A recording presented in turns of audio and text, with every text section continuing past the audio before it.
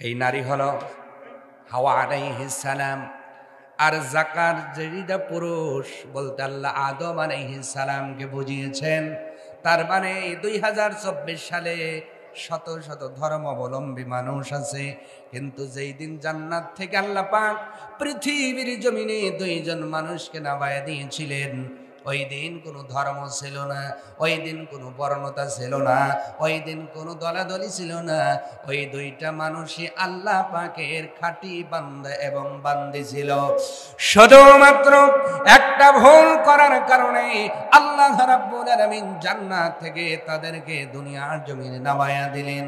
আল্লাহ পাক ডাকতে বলছেন, আজকে তোমরা এই যে 2024 সাল থেকে কিয়ামত পর্যন্ত যতগুলো মানুষ পৃথিবীর জমিনে তোমরা আসবা, আমি আল্লাহ ওই একজন নারী আর একজন পুরুষ থেকে তোমাদের এই সিলসিলা চালু করেছি। বলেন সুবহানাল্লাহ। কেমন করে আল্লাহ পৃথিবীর জমিনে মানুষ আনলেন?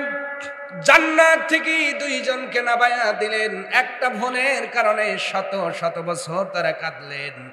এরপর আল্লাহ রাব্বুল আলামিন তাদের দোয়া কবুল করলেন। সাইয়েদেনা আদম আলাইহিস সালাম দোয়া করেছিলেন, রব্বানা যালামনা আনফুসানা ওয়া ইল্লাম তাগফির লানা ওয়া তারহামনা লানাকুনান্না মিনাল খাসিরিন।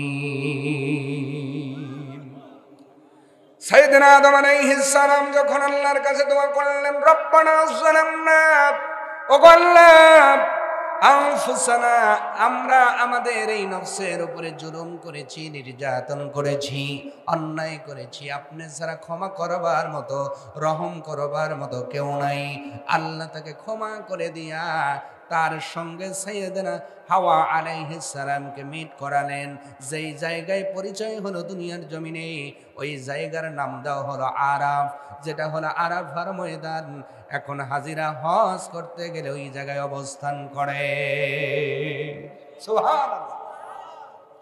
এই দুনিয়ার ময়দানে আমাদের আদি পিতা আদম আলাইহিস সালাম এবং মা হাওয়া আলাইহিস সালাম সর্বপ্রথম যেই জায়গায় সাক্ষাৎ করেছিলেন, মিট করেছিলেন, দেখা করেছিলেন, সাক্ষাৎ হয়েছিল কয়েকশো বছর পরে, সেই জায়গাটা হলো আরাফ। সুবহানাল্লাহ। মানে পরিচিতির জায়গা। আল্লাহু আকবার। দুইজন মিট করলেন, সাক্ষাৎ হয়ে গেল। এবার তারা আপনার বসবাস শুরু করলেন, একই সাথে ঘর সংসার শুরু করলেন। আল্লাহ রাব্বুল আলামিন বড় দয়াবান, বড় মেহেরবান। দুনিয়ার জমিনে মানুষেরা আবাদ করবেন।